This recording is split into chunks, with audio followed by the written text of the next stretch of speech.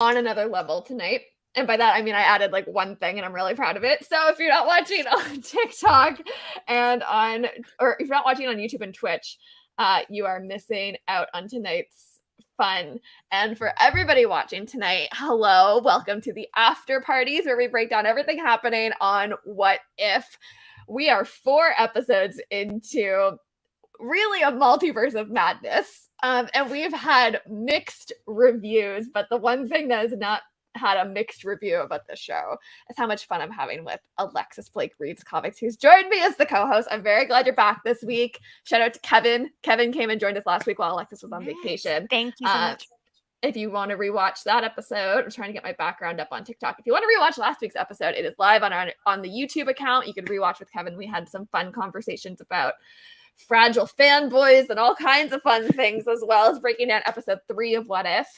So Alexis, maybe tonight you'll share some of your thoughts on episode 3, just since we didn't get to talk about it last week. We're going to talk about episode 4. Obviously, if you're watching on TikTok, I've got the background behind me of some of these crazy creatures we saw. And both of us have seen Shang-Chi. So we will give a little bit of a spoiler-free take on the movie and some of the fun pieces that we can talk about to get everyone else excited to go see the movie, hopefully this weekend if you're able to. As always, if you have thoughts on What If or Shang-Chi or anything Marvel and you want us to talk about it, drop it in the comments now. We will be answering your questions, responding to your comments live as we go.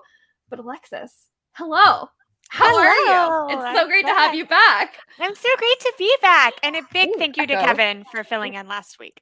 Sorry, I just had like 5 echoes ring in my ears, which was great because you have a great voice, but it was like quite a lot.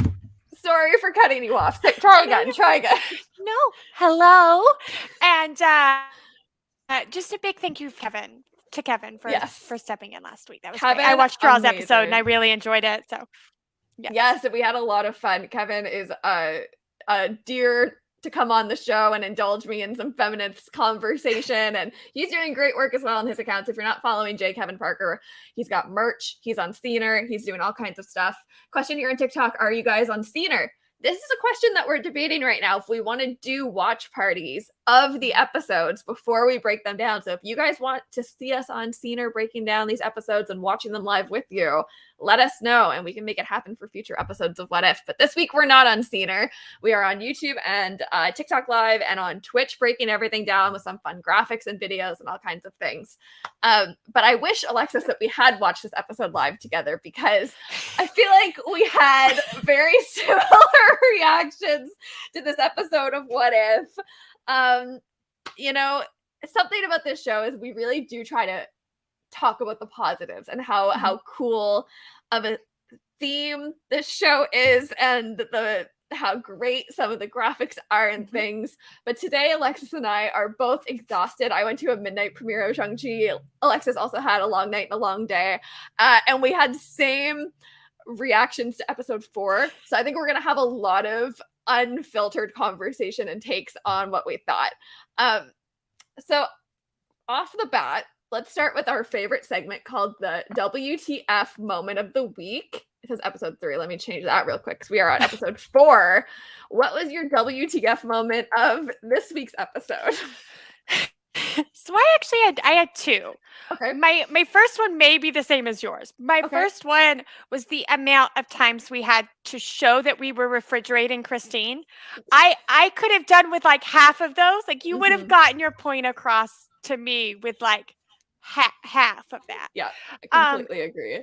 And the other one, I wrote it down, but the other one was the later quote about how basically like you don't love people for yourself.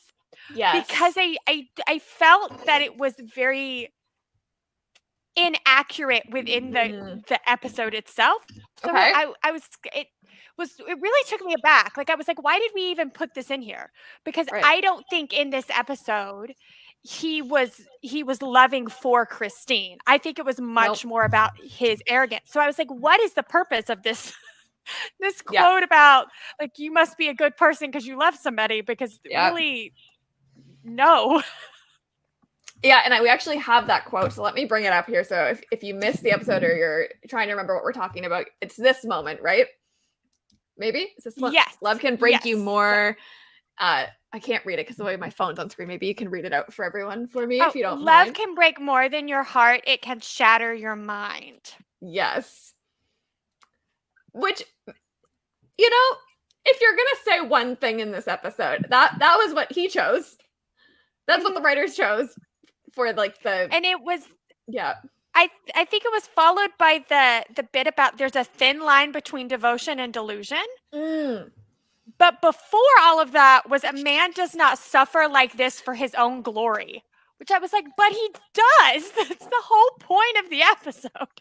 And it's kind of the whole point of Doctor Strange a little bit. Can I say that? Can I get saucy about this? Yes, I really want to pull in a comment from TikTok that I think really ties into what you're saying. Shadow Warlock says, this episode seemed a lot like WandaVision. And I think that really ties into the delusion devotion quote and that angle of this episode. You also saw a lot of referencing in the cinematography and the framing. I have a couple examples here to show everyone on YouTube and Twitch. Let me just find them.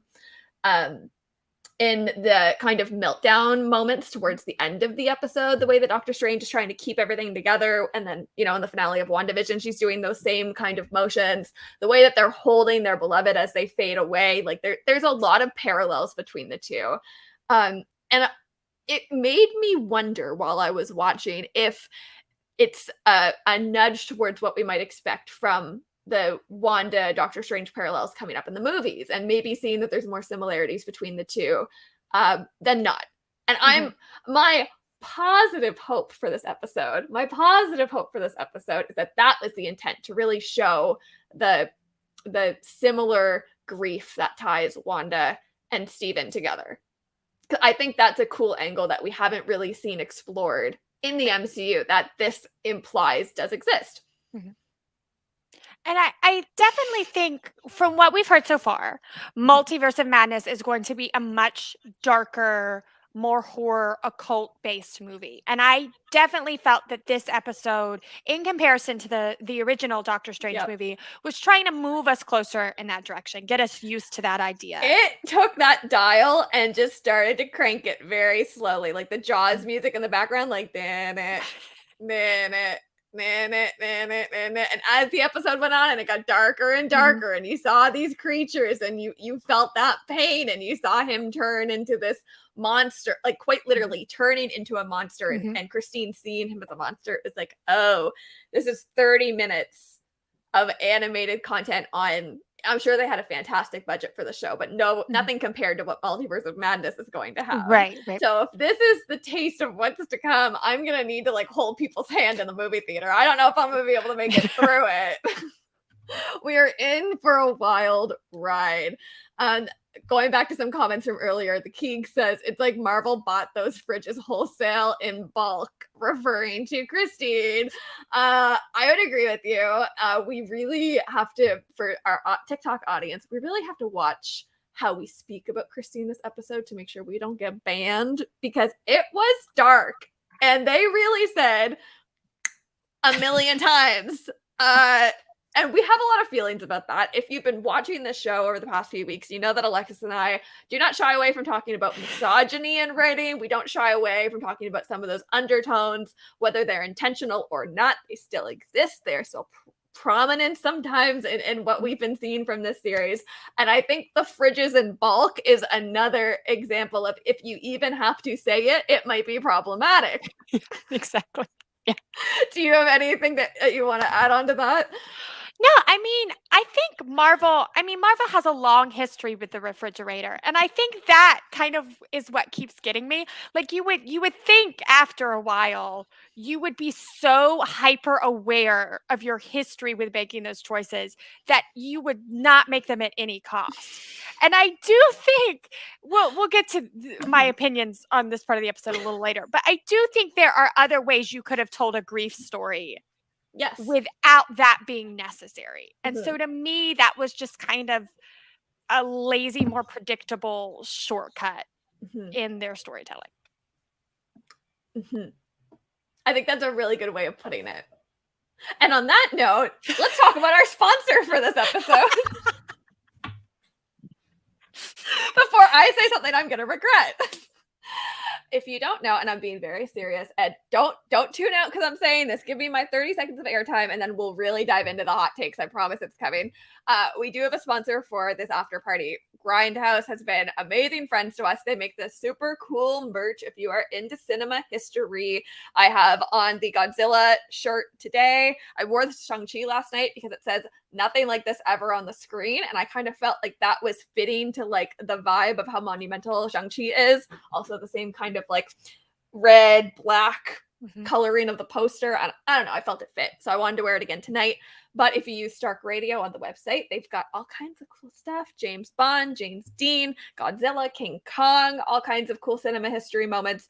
You can save 10% on your order. And they're really great friends of the show. And we're so thankful for them. And that is the sponsor break while I collect my thoughts on Doctor Strange. Let's quickly segue. We'll do another positive moment before we dive deeper. It was a great week to be a Wong fan. It was. Let's talk about it. A great week. Yes. If Wong is your guy. We had him in What If being sassy, showing he is the smartest man from the Doctor Strange franchise, possibly. And, you know, then we saw him in Shang-Chi, and we're not going to talk spoilers, but great in the movie as well. Are you a Wong stan, Alexis? Do you consider yourself part of the Wong fandom? I don't know that I would have considered myself a Wong stan, but the more I see him, the more I become that way. Like, I'm like, yeah, just show up in everything. That's fine. Like, no problems.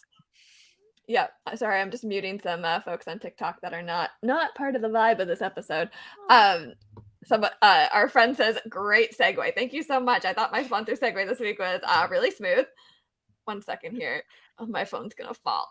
Hold on, TikTok friends. I don't want you to fall, and that's happened to me before on live, and then it's very loud, and then everybody leaves. I've made a big clanging sound on live. Okay, it's perfect. Oh, we have some comments saying I've become a Wong stan after this week. I think he has a whole new segment of the MCU fan community that's now completely dedicated to his cause. Yes, he definitely got me. I'm not really a Doctor Strange. That's not my piece of the MCU that I really enjoy. But that man, when he shows up, he says good shit. He does good shit.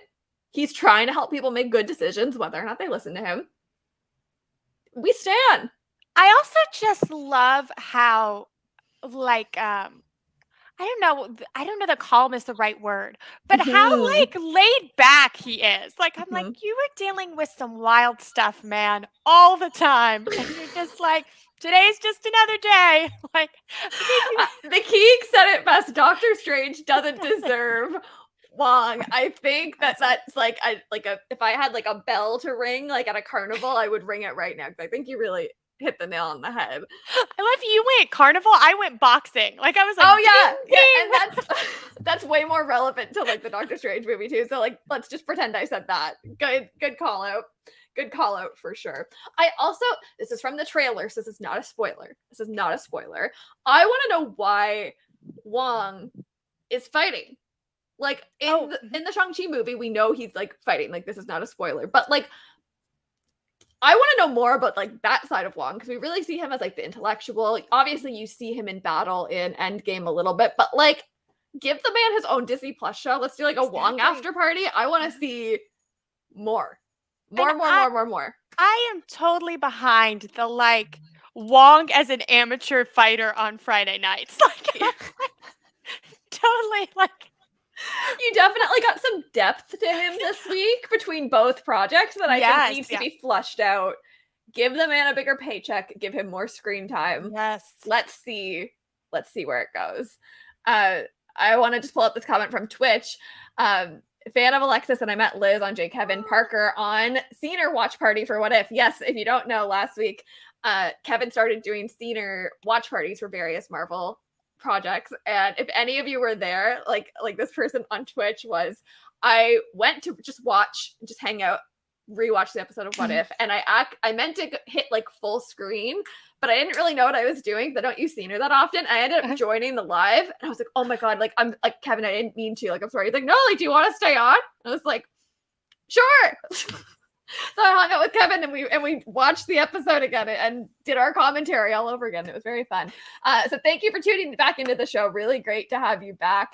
Alexis and I go live every week together, typically on Thursdays. But you know, the Friday audience is popping. Maybe we got to think about going live on Fridays more often. This might be the vibe, y'all. Anywho, I'm for that. I'm down for that. You're down for maybe the Friday card. Let us know. Y'all like watching on Fridays? Friday, yeah. Oh, thank you for the compliments here on TikTok. That's super nice, y'all. We have a lot of fun doing this show. I think maybe the overtired energy. Ooh, see, there we go. The phone's dropping on TikTok. The overtired energy, I think, needs to continue because I'm really enjoying this caffeine high. Also, I need everybody watching to really understand that I'm avoiding talking about this episode of Doctor Strange. I don't want everyone to decide they hate me because I've got some hot takes. Alexis has other hot takes, but they're actually grounded in fact versus I'm just annoyed. So maybe, Alexis, do you pick a moment that you want to start with that might be grounded in something? Maybe, do you want to start with maybe we had this conversation off camera and you had a really great point about this.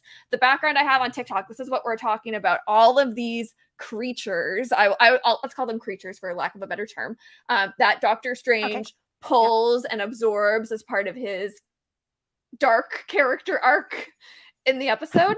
I asked Alexis before we went live, I'm like, listen, you got to let me know, are these based in the comics? Like, are these references to Doctor Strange comics that I don't know? Alexis, are they? I've got to say no. I feel like this is a question for T. Like, I feel like Tyrell is going to go through and be like, issue 1.4 of whatever had this beast in them. But not, like, they're not featured enough that you should know them offhand. Right. I will say the Doctor Strange comics, depending on who is writing them, have more of an occult undertone than we saw in the original movie. So to me, these were more signifying of that. We're kind of signifiers of moving in that direction. But it's not, you know, like you said before, it's not like Doctor Strange and the evil polar bear. Like, that's not some issue that people are right on. Not like the first episode of this series where a lot of people were messaging you, including myself, being like, Alexis, explain the fish. Explain Bucky and the fish. Like, there must be something. And if you go back and rewatch episode 1 of this after party series, Alexis very calmly says for probably the 12th millionth time, there is no reference to Bucky and fish. And we had a great conversation about it. So I would like to say thank you for your service to this community and being like the fact checker on mystical animal / just animal referencing to the comics. I don't know how you found yourself in this role, but it's a thankless job, so I'll thank you for it. Honestly, I have never felt more accomplished than when I had 100 people ask me about fish. Like, I was like, people think I know things. Granted, it's about fish, but you know, like, it's something. I'm here. Yeah. Thank you for the likes and shares on TikTok. I've seen them come in. That's really awesome. Shadow Warlock says, interesting how Strange listened to Wong in the What If episode, but didn't listen to him in No Way Home in the trailer. So I actually found that. Sorry, I didn't mean to get that excited. No, it's great. Keep going. I actually felt like this whole episode was kind of a mirror for what we saw in the No Way Home trailer, in that Doctor Strange seems to kind of like, people are guiding him not to be reckless, and he chooses to be reckless anyway. And I feel like in the No Way Home trailer, like, he's in the position where he should be the one, like, no, like, you know, just live your life. And instead he's making arrogant magical choices. Right. Which is on brand, absolutely, in my opinion. And there was, when the trailer came out, there was a lot of people saying, is this Doctor Strange, or is it, with many various fill in the blank ends of that sentence, is it Mephisto? Oh my god, when people were asking if Doctor Strange was Mephisto, I was like, how many times are we going to have this conversation this year about Mephisto? Anyway, I digress. Is Doctor Strange like an alien? Is he like all these different things? And then the episode, and a lot of people have said, this is not my original thought, a lot of commentators have said no, like, just like you said, it's really confirming that there's the MCU Doctor Strange, and there's like the fan commentary version of who Doctor Strange is, and they don't always align the same way that you know, with other characters, like there's not really a lot of argument on who MCU Steve Rogers is. It's very cut and dry, and there's not a ton of leeway on people that have like vast opinions on who he is versus Doctor Strange. I'm like, did we watch the same movie? Who are you talking about? Because that's not my Stephen Strange. Well, and like, listen, I am one of the few people on this planet that did not mind the Doctor Strange movie. Like, I had issues with it. It is still a movie that I like rewatch because I think there are enjoyable moments. Mm-hmm. But a lot of the reason I find it an enjoyable movie is because he is so arrogant.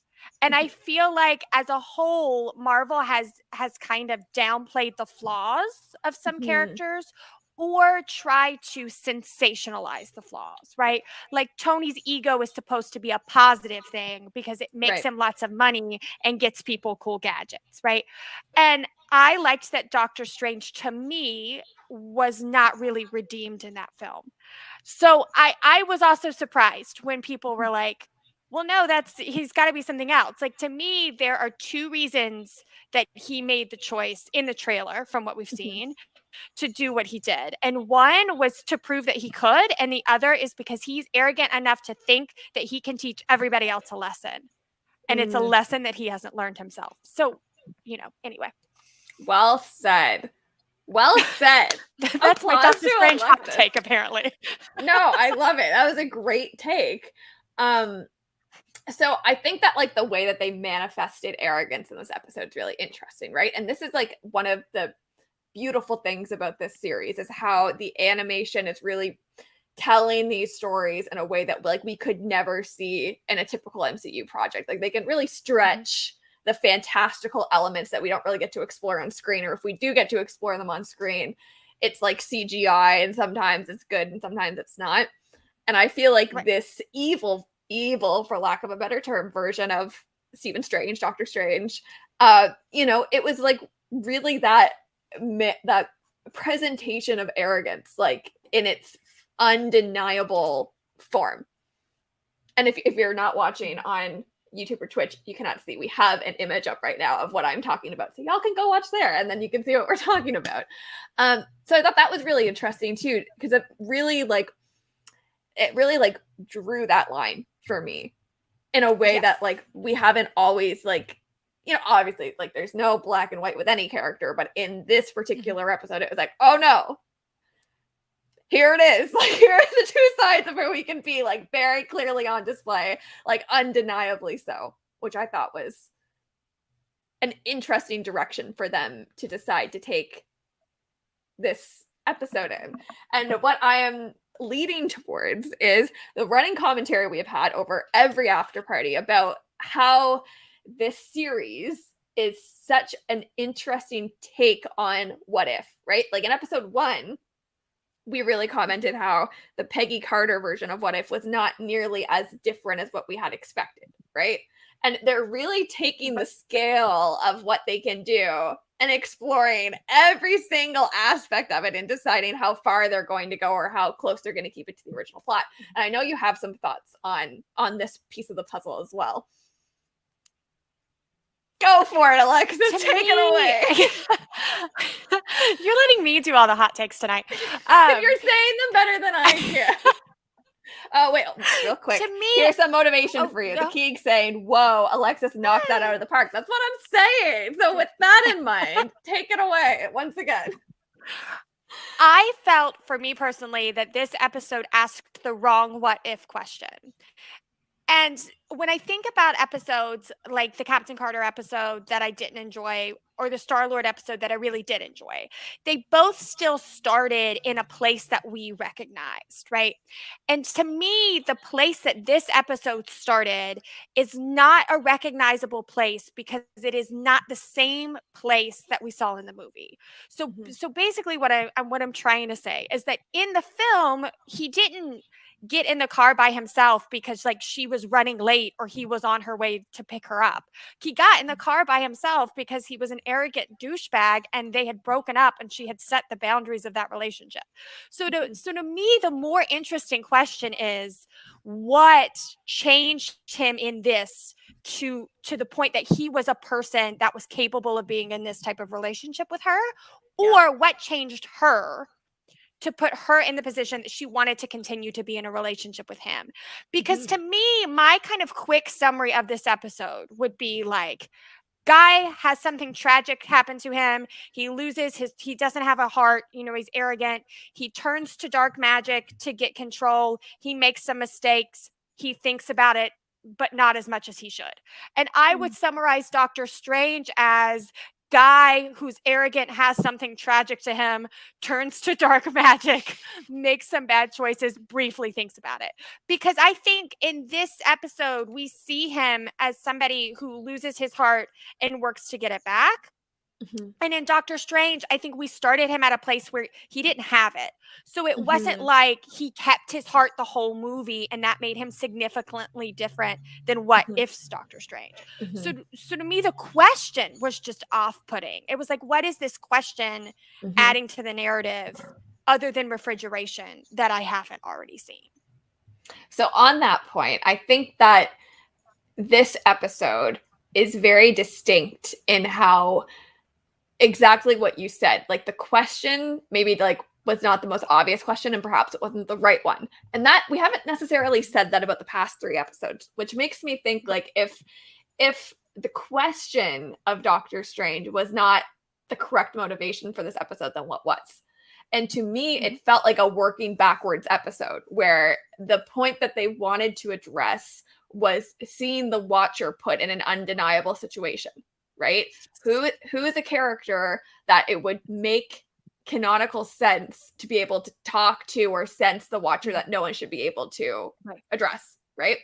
Who is a character that has enough power to jeopardize the universe? And when you think of those questions, Doctor Strange, I would argue maybe Loki would be the only other person maybe because of what happened in the Loki series, but putting that aside completely, Doctor Strange is probably one of the only characters you could put in that position.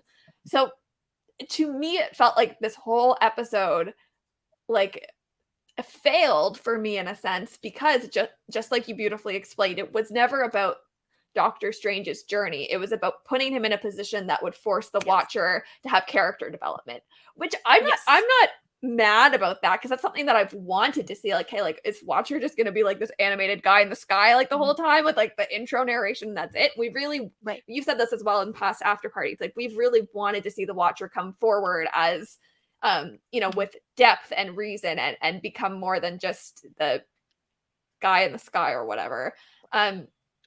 So that I think is the reason why this episode didn't work for me. It's exactly what you just outlined, so perfectly said. And then, you know, it's like if I feel like there's other ways they could have explored Doctor Strange destroying the universe that would have accomplished the same goal of making the Watcher come forward. I don't think we needed to see the relationship and the heart of Doctor Strange as, you know, it could have been arrogance in the form of pushing the limits of power, right? And like pushing the limits of, oh, well, like I've overcome what I've overcome. Like let's, and, you know, getting obsessed with it or something. And I'm not saying that's canonically correct to who he is as a character either. It's just the first idea that came to mind. But there's other ways you can put him in a scenario to have that same result than, frankly, seeing this traumatizing take on Christine, especially as, again, the perhaps unintended misogynistic undertones that we've seen from this series. Like, that's not a great take for a female character. And historically in cinema, it's a position that women are put in over and over and over and over and over again. And that doesn't mean it's the right one or the best one or the one that like we should continue to endorse. Right. There's my hot take, everyone. On YouTube, we have a lovely comment from one of our amazing viewers who tunes in every week. Thank you so much for always coming and supporting the show. Cly says, wow, I didn't even think of that. Great point. That was sent when you were speaking, Alexis. I'll just make that explicitly clear, not when I was speaking. And then here on TikTok, we have some comments I want to read out from Shadow Warlock. agreeing with you, Alexis, that they did not like the what if question either. We see Dark Strange in promos with T'Challa, so I wonder how he gets there. T'Challa episode remains superior to me, but Doctor Strange is his second favorite. So that's a really interesting, like, you know, when you think of how different the T'Challa episode was, based in like this idea of heroism. That's a word let's all pretend I didn't just try and pronounce that word, but like being heroic and good, right? And like saving the universe versus the quite literal opposite of not.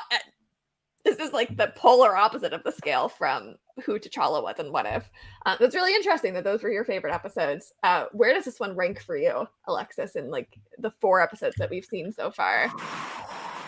Perhaps, I don't know if it's easier to think of it this way, but like personally, and then thinking of it like, like if you had to rate them as like episodes relating to canon and like place in the MCU versus like your personal takes, I know those are very different lists for me. I think personally, I would still put this. So I personally, I would say like number 1, probably the Star-Lord episode. Actually, definitely the Star-Lord episode, right? Yeah. And second, I would say the Avengers episode last week's, because it made me think, right? Like that was an episode, even though I had issues with, like I had to like really think about it and like break down and kind of process things. And then I would say this one, and I would put it above the Captain Carter episode. The reason is that this episode did establish I did appreciate that this episode established like stable points in time that can't change. Which I think is a discussion for later too, because like the impact that could have on the Marvel universe. So it added something to the universe to me in a way that the Agent Carter episode didn't. I am with you 1,000%. That was the exact order that I was going to say. I think that the Captain Carter episode has a chance to redeem itself for me if they bring her back later in the series. Like if at the end of all of this, they go back to maybe they do an episode where they go back to all the timelines and they see what's happened, or like, I don't know. There's a chance that I might change my opinion on Captain Carter if they decide to go back to it. But I do think that like we're hitting this pinnacle halfway point of the series, and the Watcher's finally starting to get this character development, if you can call it that, which means moving forward, we're only going to see more twisted, and I'm using the word mad as in multiverse of madness. Like these scenarios are going to get more and more out of control, putting the Watcher in an interesting position with interference, which hopefully means we get more episodes like last week's and this week's in terms of how far they're willing to stretch the story and hopefully explore some things that are less misogynistic. Too bad that seems to be the theme of these after parties. I really did not want us to have to go in that direction every episode, but I also feel like it's important to call out when these things are happening. Clyde's saying on YouTube their ranking is episode 2, episode 3, episode 4, and then episode 1. So agreeing. Let's revisit episode 3 a little bit, just because we didn't get to have you on last week. And quickly, I just want to read a comment here from TikTok from Shadow Warlock saying the show seems like they're going to leave us on a cliffhanger just because they have a second season. Yes. Yeah, I would completely agree with that. However, I have to like watch my words here, because with the Loki after parties where we recapped every episode of Loki, I had this extravagant theory that I was convinced we were going to have the wildest cliffhanger in Marvel history for the Loki series. Like I was like, there's going to be like, and I mean, we kind of did, right? Like it is kind of the wildest cliffhanger in a sense, like the multiverse is open, but we all saw it coming. Like it was a very obvious conclusion, at least for me it was. Yes. So I really have to mind. Okay, so you agree. So maybe it wasn't just me and Ro. So I really have to mind my words when I talk about the show ending in a cliffhanger, because I felt like I was expecting something totally out of left field with Loki, and it ended up becoming very predictable. So this show takes me by surprise every week. So who knows what we're up against moving forward. Shadow Warlock saying, yeah, I was unsatisfied after the Loki series, but I wouldn't mind it with this show. I mean, definitely a different set of circumstances to consider a cliffhanger within as well. Like they could quite literally they could go any direction. It's the show where anything's possible, right? So they can decide anything that they could decide Tobey Maguire's back in. Yeah, I mean, I would love that as a title. What if we recast Tobey Maguire? Yeah. What if Bucky had a cat? That's what I want for season 2. I'm just throwing that out there. We're starting a petition right now. Y'all heard it here first. Pets in the MCU. Give the man his damn cat. Like, please. I don't understand. It's not a hard ask. We've seen them do dragons. Come on.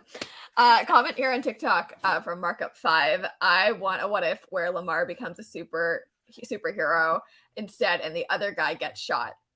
Who is Lamar? Lamar Sorry. from why am I forgetting? Oh, from the T'Challa Man's Guy. Oh, I thought you meant Lamar from Falcon and Winter Soldier. Lamar is John Walker. John Walker's partner. I was like, why can't I remember the white guy's name? What was his name? But no, Lamar who dies in Falcon and the Winter Soldier. Thank you. I was like, man, my head was not in Falcon and the Winter Soldier when I read that comment. I'm like, we've had so many characters come in and out of our lives this week. Which one was Lamar? Yes. Lamar. I have a lot of thoughts on Falcon and the Winter Soldier, so thank God we didn't do after parties for that series. I did love the show, though. I'll say that. Like, I really did enjoy what they did with it. But I have a lot of thoughts on how Lamar had so much potential. Lamar had so much potential. Anyway. We'll digress because this is not the Liz Has Thoughts on Bucky Barnes show. This is the What If After Party with all of you. We'll have to do that show at a later time, though. I'm down for that one too. Let's honestly, let's just keep the recaps going. We'll go through 10 years of Marvel history and point out all the misogyny and bad storytelling. Regardless, the Keeg, I love this comment. Did you guys talk about how sad it was to see Black Widow? Can't say the word on TikTok Live, or else we might get banned. In episode 3. So let's go back to episode 3 if everyone can rewind their brains a week. I know we've had a ton of content come at us, but episode 3, the episode of What If, where I still have all of the imagery, so let me just pull some of it up. We briefly saw all of the heroes reunited from the original MCU phases, only to see them all leave us extremely tragically, and I cannot show the photos on live because that's how graphic this episode was. I'm worried about getting banned by showing what exactly went down, but I'm sure y'all remember the Loki as Nick Fury moments, the graveyard scenes, the big reveal of the Pims and Hope Van Dyke, and so much went down this episode. And Black Widow coming back, being written quite well, in my opinion, only to lose her once again was like, at least by that point in the episode, I understood what was happening. So I was like, no, I understand this is the trend of what's supposed to be happening in this episode. Definitely hurt a little bit. Like I was struggling. What about you?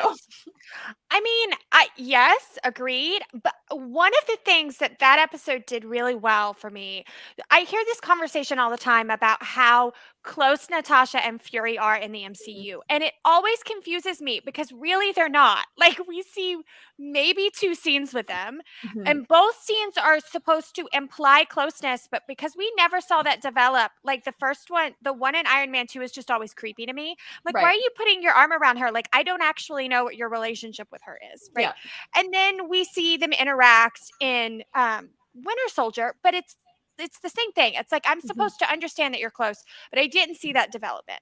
And they are very close in the comics, so I've just always kind of accepted that. But it was, I think, especially devastating to me in the What If episode because we really got to see that relationship between the 2 of them. Yeah. We got to see that closeness, and then we just, Yeah.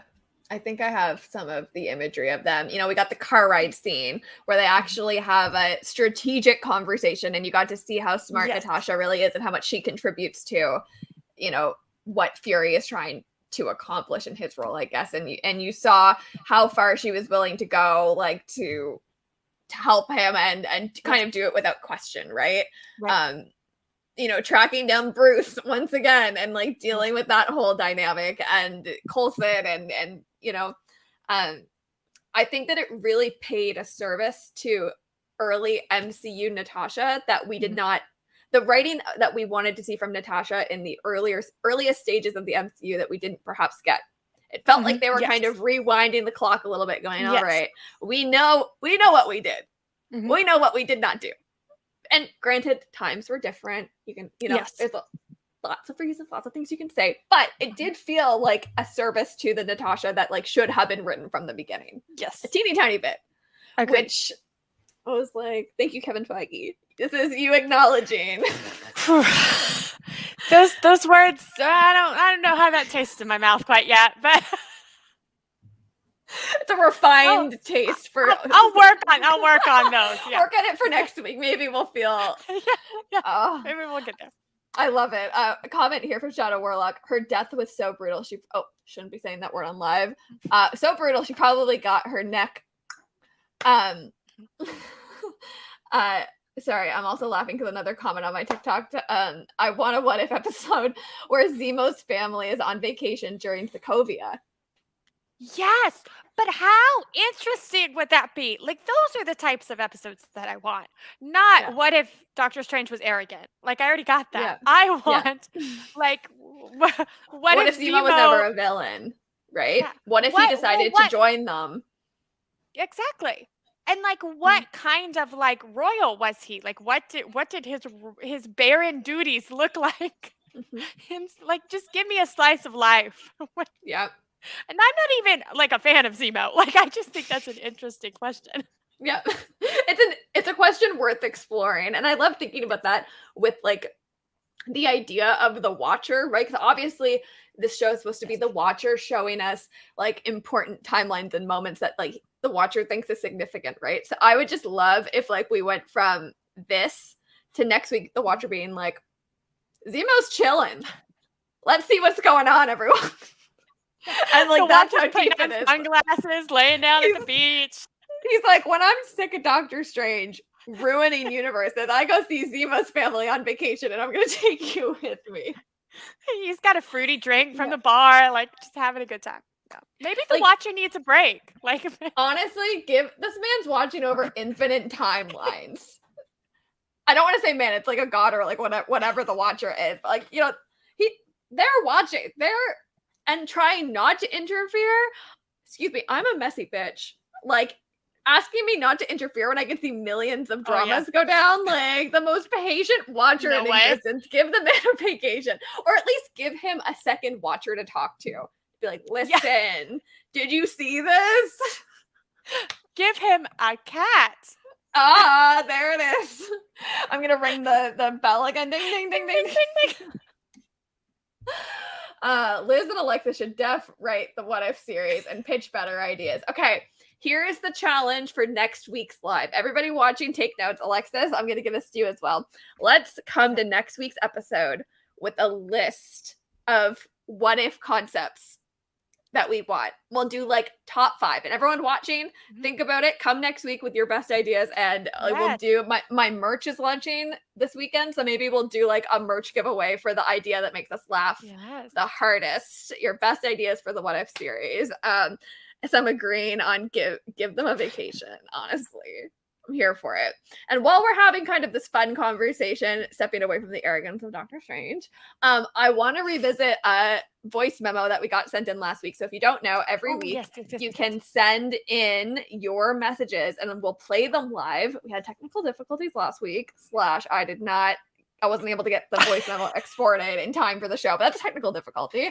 So we're going to play it this week. I love this question so much from our viewer, Cly, who is tuning in every week. Thank you so much for coming to the show and supporting us. If you're watching on TikTok, you can head over to YouTube and Twitch so you can hear it live, but we'll play it and then we'll just repeat it very briefly if you didn't hear it. Because you're watching on TikTok, which why are you watching on TikTok? Come join us on YouTube and Twitch where you can actually see all the things we're talking about. Anyway, I digress. Let's hear this amazing question that Cly sent in. Hi friends, it's Sly. I'm a huge mystery fan, so I absolutely adored this week's episode of What If. I love how Marvel utilizes different genres to fit different characters, so my question for you all is, if Marvel was to make a feature whodunit type film, what characters would you want to see involved, and why? Thanks so much! Thank you for sending that in. So if you're on TikTok and you didn't hear, the question is, what Marvel characters would you like to see in a mystery whodunit type film? Or we can talk about it as like in a what if episode too, if they were to do like a murder mystery kind of situation. How do you want to approach this? Do you want to talk like character for character, or do you have like a whole maybe cast of characters in your head that you think would fit well together? I can think of it like when I think of this question, I think about individuals who I would like to see put in that scenario situation. Okay. Yeah. The immediate first person that I would love to see is Drax. Because yes. Like I feel like he's the kind of character that would be like, you're lying. Like, it's so obvious to all of us that you're lying. Like, you know what I mean? So it would kind of give away any element of like deception. Okay. So I feel like that's, put Drax in for sure. For that comic relief and also calling people out element. Okay. Yeah. So that's as far as I got. Do you have any characters that come to mind? I think I thought more in like groups of people that groups is good too. I think would be interesting. So like, of course, I want Natasha in there. Mm-hmm. I want Bucky and Sam just for their like bickering, but I also think like Gamora would be interesting to just kind of like throw in the mix, like somebody with some sort of different life experience. Rocket would be a good one because Rocket's always stealing things and causing trouble. So like an obvious kind of first guess at who it could be. Io to like arrest the bad guy. Like, oh yeah. What yeah. That. Yeah. You know what? Put Agent Coulson in there. Yes. Give him a chance to prove. And put Maria in there as well. Yes. I think. Yep. Our friend Jimmy Choo from WandaVision, let's throw him in there. Yeah. You know? Maybe Mantis, because Mantis could like read people's emotions and like see if they're lying or not, and like kind of try, that's smart. We got a lot of like Guardians energy in this murder mystery. Some characters I would not want to see. Okay. Or that you would not want to see. Anyone come to mind? That I would not want to see. I feel like no. Well, I mean, the characters that I think of are just characters that I don't love, which I feel like is a different conversation. Right. So. I feel like a character I love who I would not put in the scenario is Peter Parker. Okay. I feel like talk about re-traumatizing a character. Yes. Like Peter Parker lost his parents. Yes. Lost Tony, has been through so much. That's a good point. Yeah. Let Peter be. Do not put him in a murder mystery whodunit scenario. Let the poor kid live.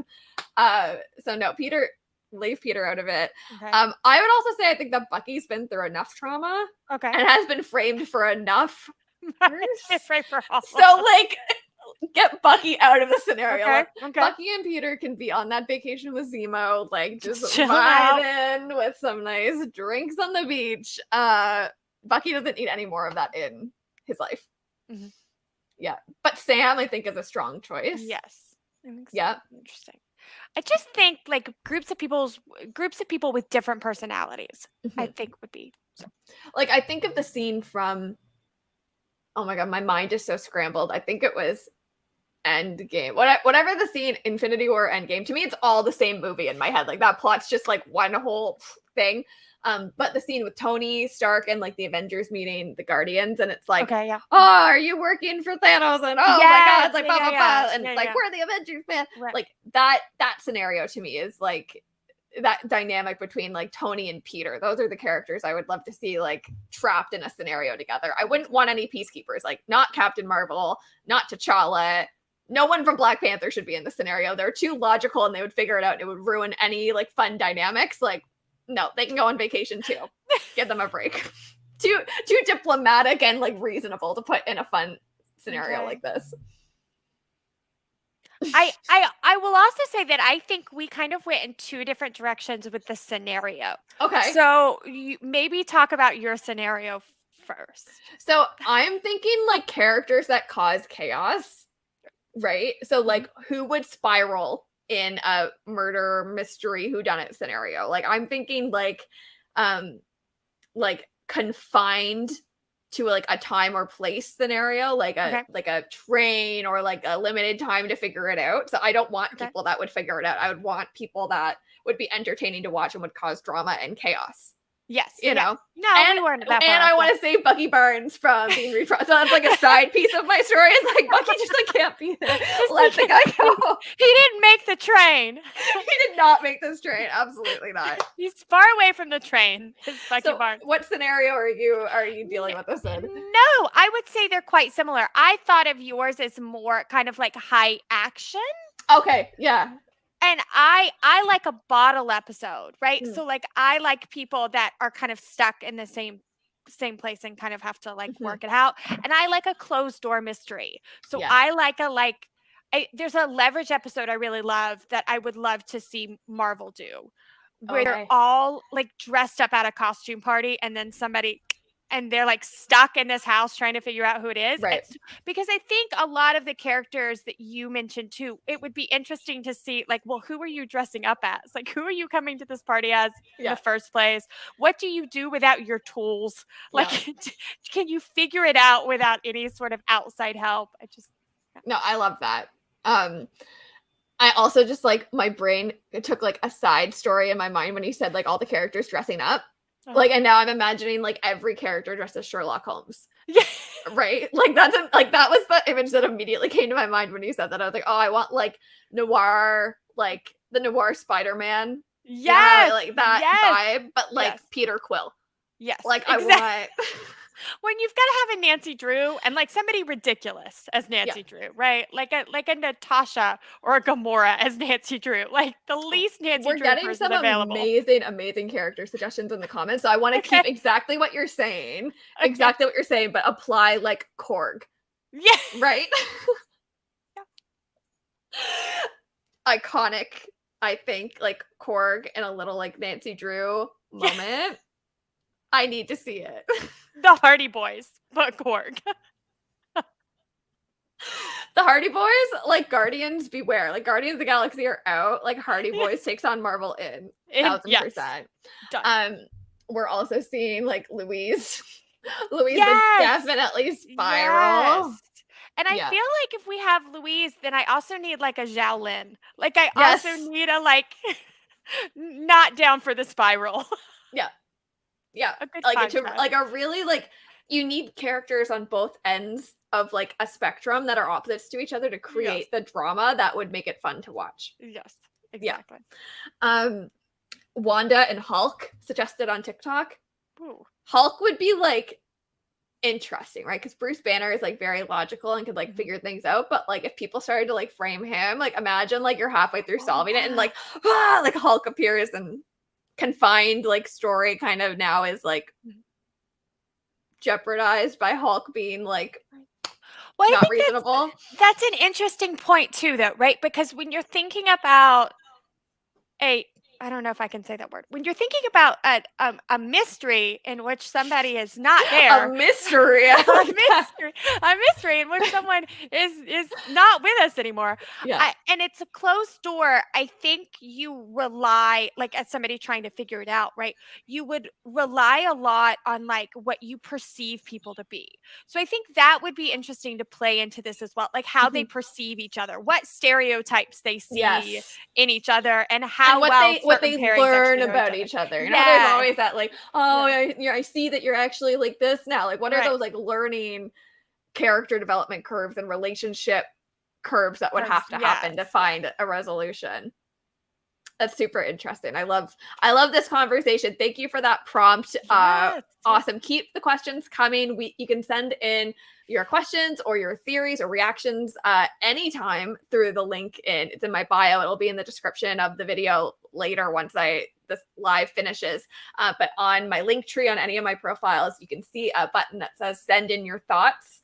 And you just click on that. You'll be asked to make an account on Anchor. It's super, super easy. And you can send a voice memo and we'll play it on the next live. And you can send those in anytime after you watch the next episode, as you think about things throughout the week.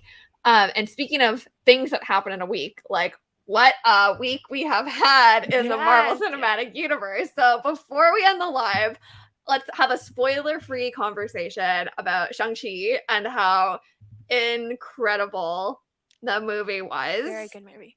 I think we both really enjoyed it. Again, this will be a spoiler-free conversation, so I really gotta like pick my words. Yeah. I don't know if you use like Letterboxd, but I went on earlier, added a bunch of the newer Marvel movies like Black Widow and this one. And it really shook up my rankings of my favorite MCU projects, which I didn't expect. I didn't expect Black Widow or Shang-Chi to really shake up what I loved about the MCU. And they really, both of them did, and for very different reasons. So now they occupy 2 of my top 4 favorite Marvel movie slots. What about you? I mean, I loved it. I thought it was a fantastic movie. I think everybody should go see it.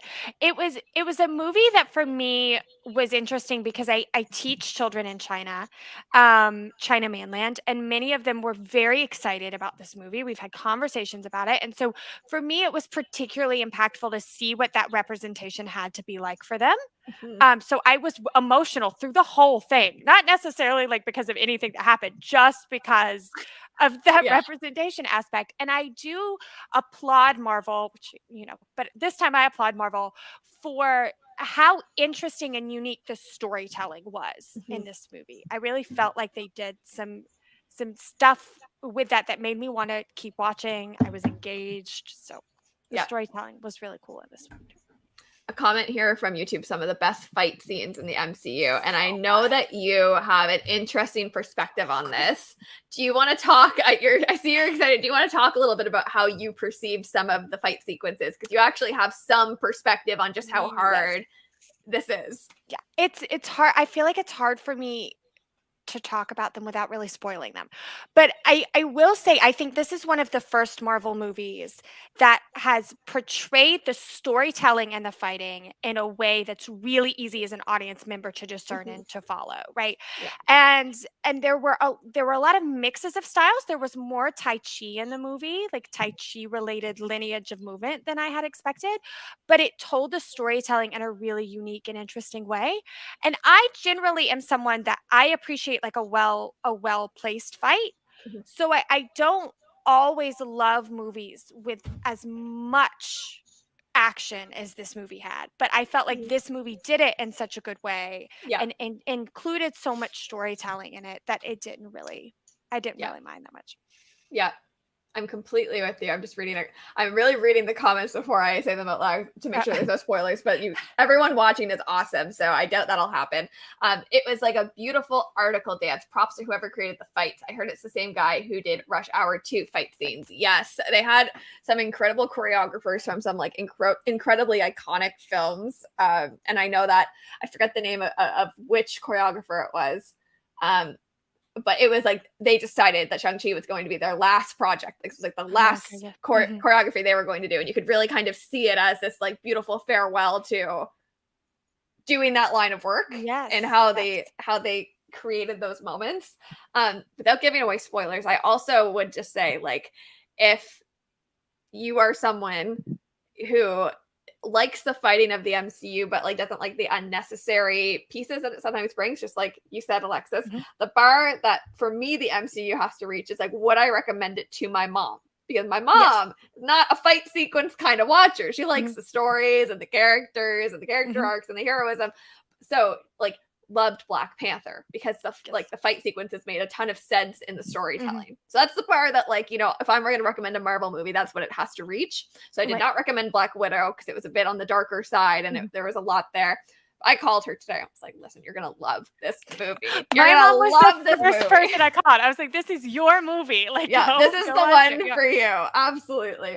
And we're Canadian too. So I was like, one, you got to see it because Simu killed it. And we all watch Kim's Convenience here in Canada. We know what he's about. So I was like, watch it for him, but then also you will love the love that was put into this movie. It's incredible. So good. I'm excited for I think we should plan an after party that is not spoiler free. Yes. And we can talk and really digest the movie once people have had a chance to see it. If you're seeing the movie this weekend, let us know. I think some of you have already seen it, and it's nice seeing some of the comments come in. Yes. Maybe like a month from now when people have really had a chance to come out of lockdown and see it safely, we'll come back. And I know that J. Kevin Parker, he was also one of the first people I talked to when I got out of the theater. I sent him a message and was like, I need to know what you thought because I know how much this movie meant to you and your family. So maybe we'll bring Kevin in and we'll continue the conversation in a few weeks' time. Simu is definitely going to be a fan favorite. What do you think of a Shang-Chi and Yelena duo? This is something that Simu has been talking about. I don't know if you're referring to the interview that he's done, but he's brought up Yelena a few times as someone that he would like. I think there was a question around like who would Shang-Chi do like these fun activities with? If you're thinking in the context of the movie, you might know what I'm referring to. What I'm referring to, Hotel California, and he kept bringing up Yelena, and I was like, that's really interesting that you have this one answer that you want to keep on giving to Simu. So I don't know if he's actually implying anything or if he just really likes Florence Pugh, because it could be either, and I would not blame him for either. But I would love to see that dynamic, also because Simu is one of the only characters in the MCU who knows how to fight with strong women. Raised fighting. I don't know if he was really raised fighting with women. It was clear that Shang-Chi was not raised with it, but obviously he's got lots of strong women in the picture from this movie. So pair him with other strong women and really allow those dynamics to flourish. I would be like the happiest camper. What do you think? No, agree. I mean, it's one of those duos to think about to me that's interesting, but I would definitely love to see it. And I will say that I had a couple people ask me if this was a movie that I felt like people that didn't have a lot of Marvel experience could see, and I totally think it is. I think that while as all MCU projects kind of relate to one another, that this is definitely a film that I think you can get through if you're behind on the MCU, if you haven't started it yet. Go in with zero knowledge. Like I think you're fine. So totally. A lot of people have been comparing it to Iron Man 1 and how it felt like you're at the start of something fresh, right? And that's exactly what this felt like. And it's disappointing to me that the original timeline of Phase 4 didn't pan out the way it did, because I really feel like this is the beginning of Phase 4, right? Like it's not Black Widow. It's not like us getting lost in the characters that we've loved forever. It's really fresh and revisiting some of the old and establishing a lot of the new. I'm really excited to see where they take a lot of the characters that we met in this film. And I made a TikTok about this last night, and I think it would be remiss to not talk about it with you, since this is like one of the themes of this show, the After Party show. Like every week we talk about how frustrating it is to see like these female characters be written poorly. Every week we come here and we talk about how it is a disservice to strong women in the MCU, and could not say the opposite. Like the opposite is true of Shang-Chi. Like we had so many strong women, like it felt shocking to walk out of the theater and say like, wow, there were multiple presentations of what a fighter and a woman could be in the MCU. Multiple, not one. With fleshed out, well-rounded stories, right? I have seen almost every Marvel movie, I think, except pretty much everyone with in theaters with my brother. We go see all of them together, right? And I always come out complaining about some aspect of the female representation, right? And we walked out of the movie theater today, and he didn't say anything, and we're going into the parking lot, and he's like, "But no, like really, you're good? Like you have nothing to say about this one?" And I'm like, I really don't. Like I was in awe of yes. Yeah, big round of applause. Now that they showed me that they can do it. The bar is high. The bar is high. There's something to be said about a low bar that feeds you crumbs, right? Yeah. And now that we know what they're capable of, it holds everything else to a different standard. Yep. It makes me think a lot about Captain Carter. A lot about Captain Carter. But again, that's a conversation for another time. We can revisit Captain Carter at the end of this series.